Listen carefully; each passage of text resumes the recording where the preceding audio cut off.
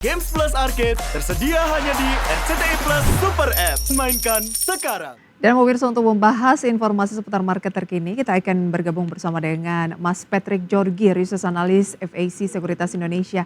Halo, selamat pagi Mas Patrick. Halo, selamat pagi Pak Prisa. Terima kasih sudah bergabung bersama kami pada pagi hari ini. Kita menyoroti terlebih dahulu untuk indeks harga saham gabungan terlebih dahulu ya.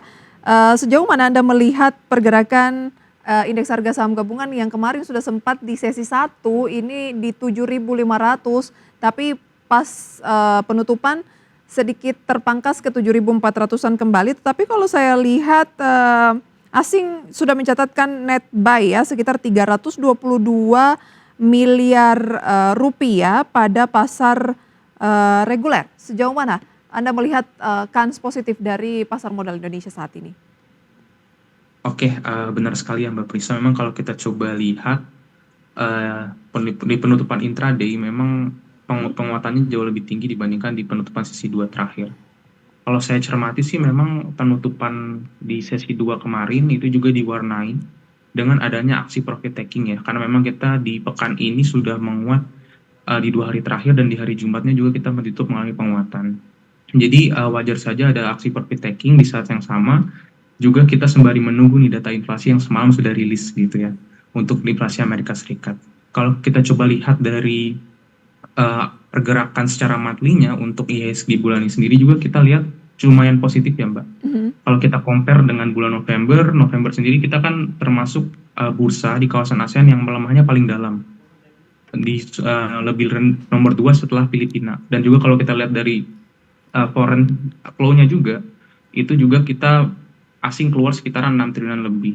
Jadi benar juga tadi yang disampaikan oleh Mbak Prisa, yang dimana dari sisi foreign flow-nya juga sudah jauh lebih baik ya. Tekanan jual asing juga sudah lebih bisa mengalami pelemahan dibandingkan dengan bulan kemarin. Baik. Jadi untuk bulan ini kita lihat outlook-nya jadi cukup positif.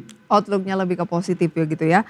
Baik, nah makin positif ketika indeks harga konsumen atau CPI dari Amerika Serikat semalam ini naik sesuai perkiraan pada November, baik secara bulanan maupun juga tahunan. Nah ini diartikan bahwa peluang pemangkasan 25 basis poin oleh The Fed suku bunga minggu depan ini kayaknya akan tercapai. Dari yang sebelumnya 70%-an, sekarang sudah konsensus itu sudah semakin yakin 95% ada pemangkasan minimal 25 basis poin. Nah sejauh mana itu bisa menjadi booster juga untuk indeks harga saham gabungan tampil lebih positif lagi di akhir tahun?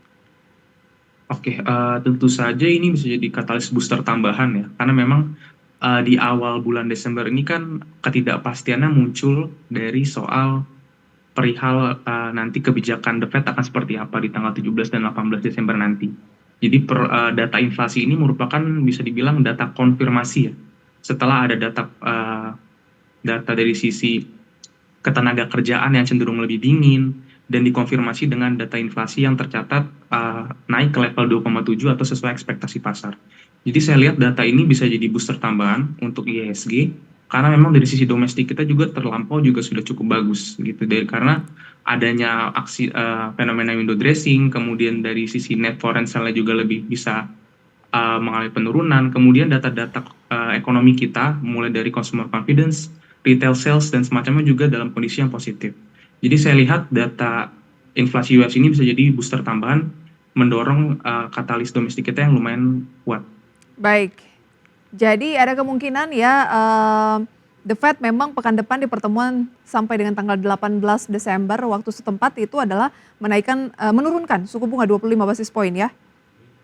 Iya, betul sekali. Oke, Anda juga optimis. Baik, berapa target indeks harga saham gabungan kalau dilihat-lihat nih, kalau memang skenario-nya adalah The Fed memangkas suku bunga 25 basis poin, kemudian mungkin ada window dressing dari FAC Sekuritas, targetnya akhir tahun IHSG kira-kira bisa ditutup di posisi berapa? Kita lihat sih sampai dengan saat ini ya, kita menaruh target sampai dengan akhir tahun di level 7.600 sampai dengan 7.700-an ya, paling Baik. Tingginya. Masih ada peluang sekitar 200 poin ya? Oke. Kita beralih ke sektor saham properti. Ini menjadi yang terkuat di perdagangan kemarin, naik sekitar 1,49%.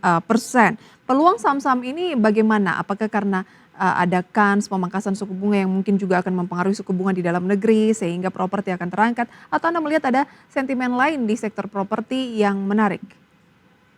Ya, betul sekali Mbak. Selain memang dari sisi suku bunga Amerika Serikat ya yang berpotensi dipangkas, dan nantinya juga akan mempengaruhi kebijakan suku bunga Indonesia karena sifat kita outward looking untuk kebijakan moneternya. Itu kita lihat dari sisi concern pemerintah ke sektor properti juga sih. Kita cermati memang pemerintah cukup concern soal sektor ini, mulai dari memberikan beberapa stimulus tambahan seperti ada DP 0%, kemudian juga ada fasilitas PPN dan semacamnya. Jadi kita lihat sektor ini sebenarnya untuk tahun 2025 itu bisa jadi sektor yang bisa kita jadikan perhatian khusus gitu ya. Karena memang kalau kita compare dibandingkan 2024-2023, pergerakan sektoral properti ini kurang begitu mendapatkan sorotan. Baik. Perihal soal suku bunga yang tinggi. Jadi di saat suku bunganya nanti confirm ternyata ada era suku bunga yang rendah, itu bisa jadi hal yang positif untuk sektor properti. Baik, berarti sektor properti ini mengalami penguatan. Anda tidak melihat bahwa ini jangka pendek saja, tetapi Anda melihat bahwa untuk tahun 2025 sektor ini juga layak dicermati. Betul sekali. Nah, emitennya, kalau kemarin mungkin yang lagi booming gitu ya terkait dengan BYD Motors Indonesia yang masuk ke SSIA melakukan pembayaran lahan begitu ya, dan kabarnya ini Desember sudah akan lunas tampaknya dan membuat SSIA optimis bahwa bisa membooster dari kinerja pendapatannya menjadi 6 triliun rupiah. Nah, Anda sendiri lebih tertarik kalau ngomongin properti itu saham yang seperti apa? Oke, untuk saham properti sendiri sih kalau saya pribadi ya, karena memang dari katalis industrinya sangat positif di tahun 2025, jadi untuk pemilihan stok pick saham properti saya akan lebih concern dari sisi valuasinya ya. Di saat yang sama di kinerja kuartal 3-nya juga akan saya perhatikan apakah kinerjanya positif atau enggak. Dari mayoritas saham properti kan memang kinerja kuartal 3-nya tercatat mengalami pemulihan ya ataupun peningkatan. Jadi tinggal kita fokuskan dari sisi valuasinya gitu ya, di mana valuasi emiten-emiten properti di bulan November ini cukup tertekan sangat dalam, mulai dari ada BSDE, kemudian SMRA dan juga CTRA. Yang kalau kita lihat dari pergerakan harganya cukup dalam, sehingga kalau kita coba lihat dari rasio price to book value itu sudah terlampau murah. Terlebih Baik. lagi kuartal 3-nya 2024 juga tercatat positif pertumbuhannya. Baik, Anda lebih menyoroti BSDE, SMRA, kemudian satu lagi tadi Ada CTRA. CTRA. Kalau Ya. berbicara mengenai properti, Anda lebih tertarik yang valuasinya sudah turun banyak untuk mulai dilirik begitu ya, berinvestasi di tahun 2025. Baik, sedikit kita bergeser ke kabar emiten lainnya, ada skema merger dari XL Axiata dan juga Smartfren serta Smart Telecom yang akan melahirkan entitas XL Smart Telecom Sejahtera.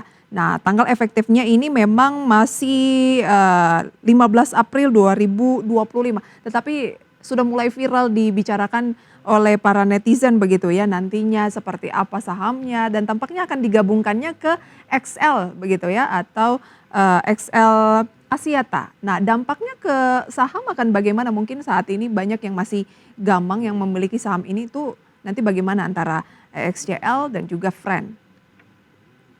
Oke, benar ya Mbak. Kalau kita lihat memang aksi korporasi ini bisa dibilang bukan yang pertama ya, karena memang di beberapa tahun terakhir kan juga sempat kompetitornya Indosat juga melakukan aksi ini yang sama gitu ya, aksi merger.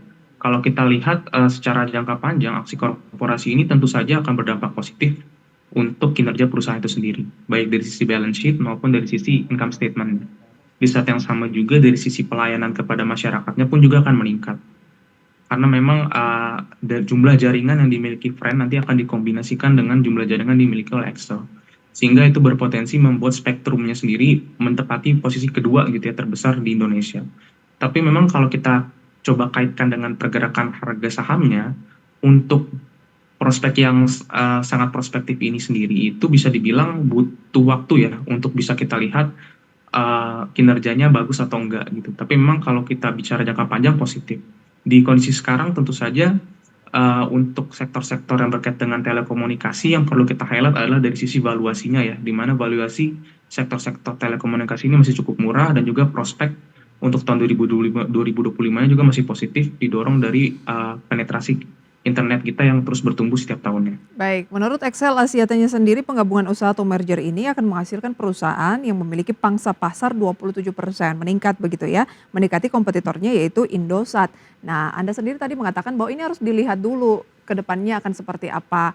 Ekspektasinya sih positif begitu ya, tetapi kan realitanya kan belum tentu. Secara valuasi sudah menarik, tapi kalau ngomongin valuasi rata-rata kan juga lagi rendah. Anda sendiri lebih tertarik kalau ngomongin sektor telekomunikasi itu Indosat, Friend, XL, atau Telkom, atau yang mana kira-kira dari FAC Sekuritas?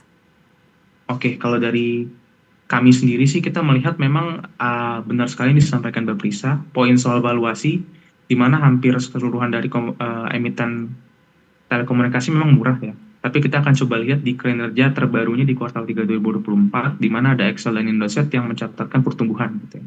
Jadi tinggal kita kombinasikan dari sisi itunya dan dari sisi teknikalnya mungkin ya. Karena memang kalau kita lihat saat ini untuk XL dari pergerakannya juga tercatat sedang mengalami koreksi di 2 hari terakhir. Jadi mungkin untuk XL bisa kita pertimbangkan terlebih dahulu untuk melakukan trading. Tapi untuk jangka panjangnya, saya merasa untuk emiten telekomunikasi karena industrinya juga sedang dalam posisi yang baik, jadi tinggal kita kombinasikan dengan sisi itunya aja ya, valuasi dan juga kinerjanya. Valuasi dengan kinerja. Kalau saat ini valuasi dengan kinerja yang paling ideal kira-kira emiten apa? Kalau dibandingkan ada 3 operator ya, utama di Indonesia saat ini, kita melihat mungkin ada dari sisi XL dan juga Indosat ya, karena kinerjanya Oke. cukup positif di kuartal 3, tapi untuk Telkom sendiri, dia punya highlight dari sisi pangsa pasar juga ya. Dan juga kalau kita lihat valuasinya juga harganya udah sangat di bottoming sekali. Jadi Baik, masing-masing emiten punya kemenarikannya gitu ya untuk di baik. tahun 2025 nanti. Lebih lengkap atau lebih detail Anda lebih tertarik merekomendasikan saham apa nih? Nah, di segmen saham pilihan kami akan hadirkan sekaligus juga update pembukaan perdagangan sesi pertama pada pagi hari ini. Usai jeda, pemirsa tetaplah di IDX Channel.